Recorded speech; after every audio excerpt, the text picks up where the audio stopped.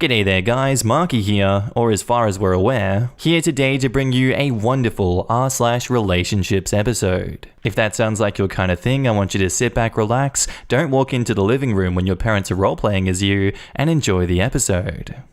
I found out my significant other of 3 years is talking to someone else.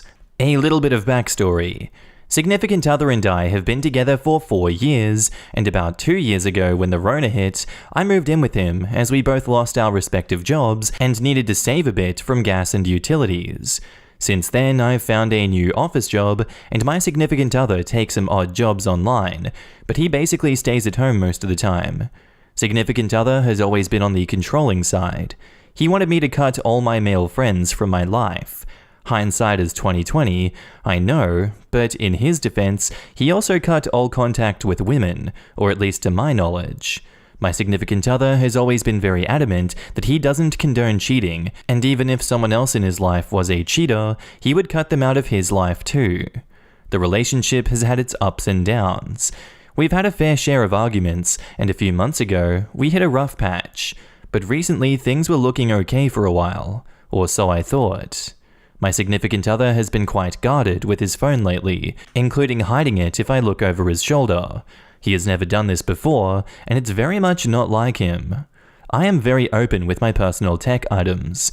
He's always welcome to look through my phone and laptop because I have nothing to hide. We even know each other's phone passwords. My gut feeling kept telling me that something was wrong, so when I got up for work this morning while he was still sleeping, I admit I shouldn't have done what I did. I took his phone from the nightstand and checked out his conversations.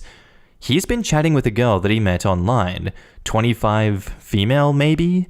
I only skipped through the last few messages as I didn't want him to wake up and catch me snooping, but they've been texting back and forth every day while I was at work and sending each other nudes. I was so shook and disgusted. I don't know when it all started, but I assume it has been at least a month because that's when I first noticed the suspicious phone guarding behavior. Honestly, no matter how much I look for a solution, there is no coming back from this. I know I have to leave. I didn't confront him yet because I don't want him to try and persuade me to stay or spin it that it's my fault. I also don't believe in closure, so there's really no use in telling him that I know. Here is where I need advice. I have a place to move to, and I have to move all my stuff. I don't want to have him damage my stuff to spite me or something.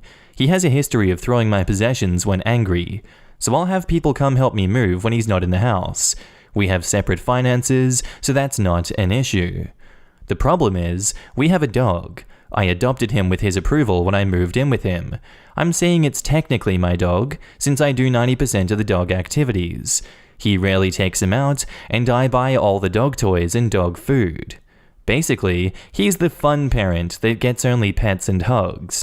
I know he loves the dog and the dog loves him, but I don't think he'd be able to take care of him and get up at 6 a.m. to walk him. My baby is also too used to the house and us, and he'll probably be stressed out if I move him. Should I take the dog with me without telling the soon-to-be ex, or should I leave the dog with him? Another thing I need advice for is should I leave him a note or a message with any explanation? Any advice is appreciated. This just sounds like your classic case of slow creep abuse. Making sure you have no male friends, cutting you off from all those people that could help you out in a situation like this, and then him saying he has no female friends, and therefore, it's reciprocal. You've discovered the cheating because he's done a very bad job of hiding his actions. It seems like he's trying to have his cake and eat it too, and that's not on. If he's only the fun parent to this dog, I see no reason that you can't just take the dog and leave and be done with this guy. Obviously, in a lot of cases, that is easier said than done, but I see no reason to stay. And I see no reason to give him an excuse for why you're going. If it were me, I'd take the dog, I'd disappear, I'd block him and cut off as many options as possible for him to contact me, if you get my drift. And now in the comments, take the dog. He won't take care of it. Leave, take the dog, and then text or email him, and then block him. Don't let him know your new address. Best of luck. And OP replies, thanks a lot. I'll need it. The problem is, while he won't know my new address, he still knows where I work, and it's a small office with no guards. I'm really hoping he doesn't come to make a scene. If he shows up, call 911 immediately. Even in a small office, there will be someone else around. I'm hoping for the best for you. And OP replies, yeah, I guess I'll have to fill in my colleagues a bit, something that I was trying to avoid. Thank you so much for the kind words. I'm about to uproot my and my fur baby's life, and I really appreciate the support. Take the dog. If it's legally yours, take it and go. Leave a note if you want. The dog doesn't know what's best for it. Your dog would probably eat literal wood given the chance and roll in crap. So don't let the dog's emotional response dictate it, because if he's a lazy dog parent with you there, he will be a toxic dog parent when you're gone. Thank God y'all aren't married yet. If he's throwing your stuff away while y'all are dating, that's gonna progress to physical abuse when you're married and he sees you as officially his. Disappear. Don't leave a note, don't leave a phone number or new address, take the effing dog. Just vanish. If you want him to know why, leave a printed out screenshot of his messages with his girl, but make it so that he can't trace you and come looking for revenge. And OP replies, I also thought about this like, I only wasted 4 years of my life and the only complication is having a pup. Thank God that it wasn't 15 years down the line with marriage, kids, and a mortgage. It's so clear to me why he did the things he did. All the call logs and social media checking, and making sure I have no male friends, and all that crap. Like, there can't be a platonic friendship between men and women. The only reason I'm considering the note is because I don't want him to show up at my workplace when I block him on everywhere. Fair enough. I'm glad you thought this through and have a plan. If you haven't already, you might also want to let family and friends know the situation so they won't help him if he decides to come looking for you. And now, onto the update. First, I'd like to thank everyone who commented on my previous post. It really helped put things in perspective for me. A few people asked for an update. It will be a lengthy one, so brace yourselves. One particular comment stuck out to me, that my pet doesn't know what's best for them, and they could roll in literal crap and be happy, which really solidified my decision. As a preface, I'd like to apologize. I was paranoid that I could be found out, so I altered a couple of details in the original, one of which was that we owned a cat, not a dog. However, I was still doing 90% of the caring for the cat. After reading all the comments and making the decision to take the cat, I called my best friend, her boyfriend, and my parents to tell them that I'm breaking up and discuss logistics. I also told them not to mention anything in writing on the off chances that significant other sees the messages. It took me quite some time to put everything in motion, 3 weeks to be precise, in which time I was doing my best to act like everything was okay while secretly moving some of my stuff to my parents' place to ease the final load. Finally, last Friday morning, my best friend, her boyfriend, and my dad came over. We loaded up everything on my father's truck and left. The whole ordeal took 1.5 hours. I was honestly amazed how much stuff I managed to accumulate for just 2 years. I took everything that I paid for out of my pocket, including a monitor and a headset that I lent him due to his equipment breaking, and he never bought new ones. The only thing that I left was a queen-size bed that I bought shortly after moving in. I also made sure to log into my ex's World of Warcraft account to cancel his subscription, which was paid for from my bank account. This guy can't even pay for his own WoW sub? Yikes. I then left a note on his desk that basically said, "Do not panic, you have not been robbed. I just took all my stuff and left. I'm taking the cat with me because I don't trust you to take care of her properly. Do not call me, my friends, or my family. We've already had the talk, so there is nothing else to say. Have a nice life, your ex." I didn't tell him that I know about the cheating because at this point it was irrelevant. In retrospect, it was just the last straw on top of many other problems, but hindsight is always 20/20. I blocked his number and I never looked back. Sure enough, he messaged me on WhatsApp as soon as he came back to the empty flat. The gist of the messages was so that he could have done it the civil way. Lamau? And why did I take the cat this way? We raised her together and he loved her. He also tried to call 3 times, but gave up soon after. I then blocked him on WhatsApp as well. The next few days were pretty uneventful. Yesterday, he showed up at my workplace unannounced. I was pretty annoyed, but didn't want to make a scene in front of the colleagues, so I took a break and went out with him to the park across the street. Knowing him, he wouldn't just F off and leave me alone. He said he wanted closure and that I owed it to him after all these years. The conversation was mostly boring, so I will highlight the important details. He said he wanted my monitor back and that he's willing to pay for it or trade me his new one, which is better, but wasn't with the same curve that he was used to. That's what she said. I told him that I like my monitor and tough luck. The best part is that he went out, bought a new monitor, set it up to play WoW, but realized that I also took the headset.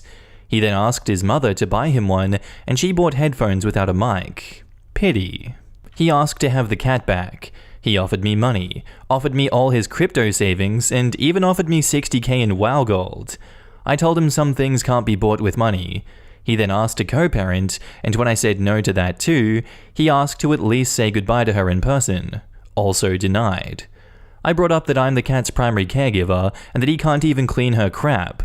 He replied he could when push comes to shove, but didn't since I was doing those things anyway, despite him being in the flat almost 24/7. It's weird how much weaponized incompetence there is, hey? I also pointed out that if he really loved the cat that much, he would want the best for her and to be with the one who takes care of her, instead of wanting to keep her for selfish reasons. He kind of agreed on that. The most baffling part, he offered to pay me to go grocery shopping together. We used to do that all the time when we were together. I pointed him to a couple of sites where he can buy groceries and have them delivered. He said that it was too much work. I told him to adjust and to evolve. He also apologized one too many times for hurting me, to which I replied every time I wasn't hurt, I was just disgusted and cringed at the conversations I read. To which he got offended and mumbled that it was private, you know. Not once did he mention the side chick. Even then, he didn't have the balls to admit to the affair. In their messages, there was a recurring joke that if he comes to the hotel where she works, they'd have to screw in the janitor's room. I brought her up a couple of times, told him I wished them both the very best, and since I left in the bed, he doesn't have to worry about effing in the janitor's room anymore. He asked to be friends multiple times. I told him, also multiple times, he betrayed me, and he's a pathological liar, and I don't want to be friends with a dishonest person. He legit couldn't comprehend how his dishonesty impacts a potential friendship. He said he wanted to tell me he wasn't committed to me anymore, but couldn't bring himself to do that. I pointed out the hypocrisy of him blowing up at me for platonically talking to male friends online, but he cheats the moment a semi-attractive woman comes his way. He said that a woman cheating on a man is the greatest sin, but a man cheating on a woman is not so severe. What the actual F? The rest of the conversation was him trying to play buddy-buddy and talk to me about his life, and me reminding him that I'm not interested in his life and that he's a closed chapter to me. After what seemed to be an eternity, we said our, hopefully, final goodbyes, and I went back to work.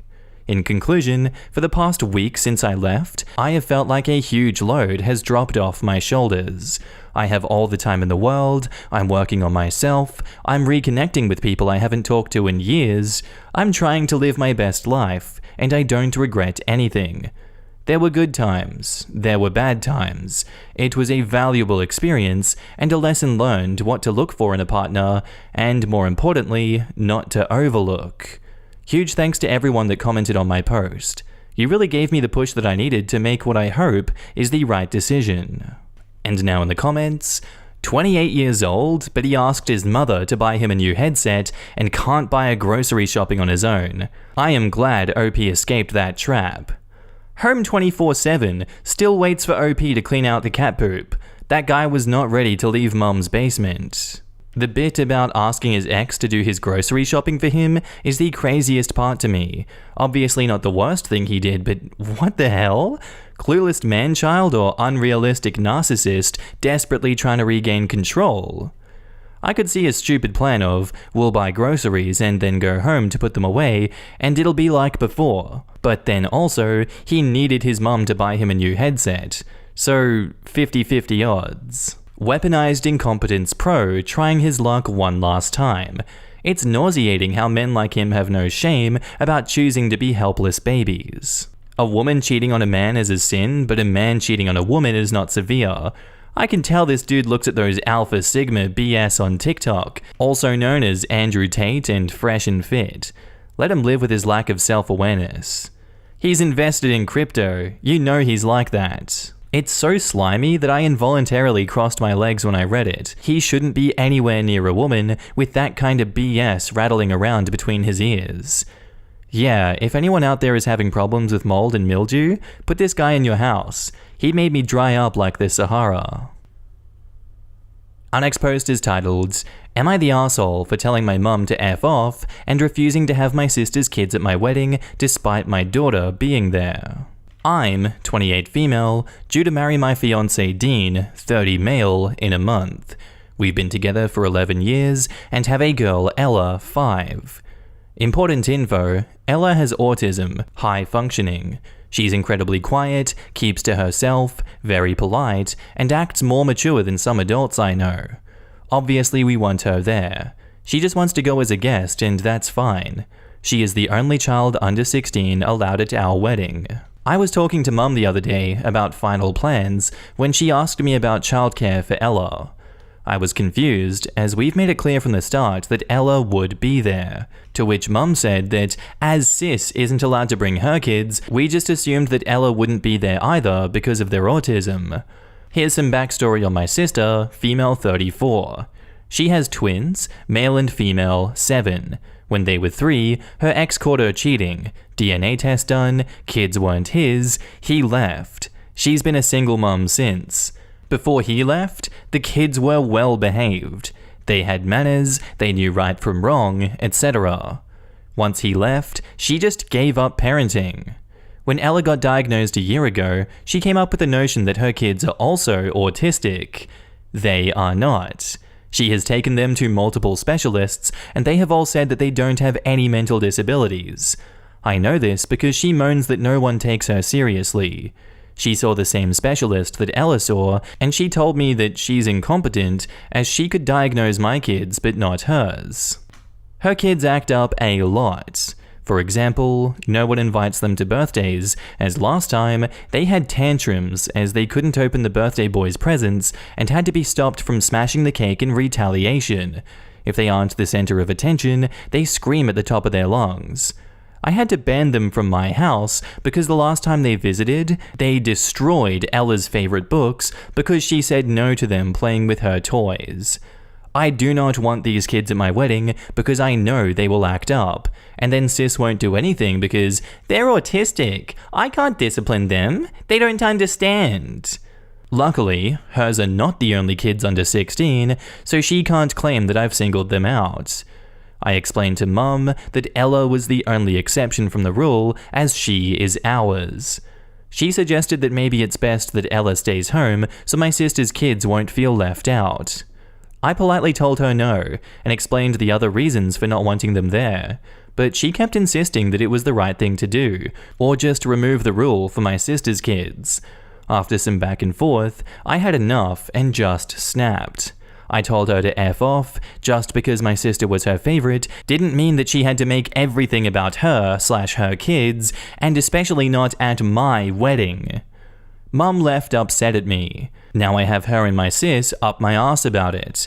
Mum saying to either leave Ella at home or let the sis bring her kids. Sis because I said the kids misbehave. Dean is on my side, and joked about just uninviting them both, which I'm seriously considering now. But am I the arsehole here? I don't think you're the arsehole in this situation. I think it's quite clear that there is favoritism from the mum side, and that Ella is just a terrible parent. I feel like Dean has the right idea here, and I seriously would consider not inviting either of them if they're going to continue to be at you for this. You've said no, you've stated your reasons why, you have set firm boundaries, and they're both intent to break through those boundaries. It's not your fault that Ella is a negligent parent and is doing her kids a disservice. How she parents her kids is completely up to her, as much as I disagree with it. And just, if it were me in this situation, if I were in your shoes, I have a sour taste in my mouth, I would just ban them from it entirely. But that's up to you. I don't think you're the asshole here, I think they're both assholes for what they're doing. And now in the comments, not the asshole. Tell mum that she can stay home and babysit the Terror twins. It's your wedding. No is a complete sentence. Disinvite the lot, because if she's throwing a fit now, she's going to throw a fit then. You don't need the drama on your big day. Also consider going low contact to no contact with both of them. Your sister is obviously morally bankrupt and a bad influence all around. Mum is an enabler, and you don't need that in your life. I guarantee that sis is going to show up with the twins, just because. And also, she likely can't find a sitter for those two terrors. OP needs to have security at the door to keep them out. Sis will try to bring them no matter what you say. I would uninvite both of them, not the asshole. OP replies, Dean has said that may end up happening. He suggested getting security in case she does, so they can just turn her away, which I probably will at this point. I can see why you're marrying him. He's a smart cookie. Also consider setting passwords for your vendors if you think they might try and sabotage your wedding in revenge. We've seen too many posts here about relatives messing with the vendors. Let me see if I understand this correctly. Your wedding, your daughter. No, not the asshole. And if anyone else cannot understand the connection, maybe they shouldn't come to the wedding. Congrats on your family. Your fiancé and daughter sound lovely. And OP says, something I wasn't able to add in the post due to length, but one of the reasons mum is insisting on possibly leaving Ella at home is because she's not acting as a flower girl, so she's not got an important role there. She'd be better off at home. But the thing is, she does have a special job.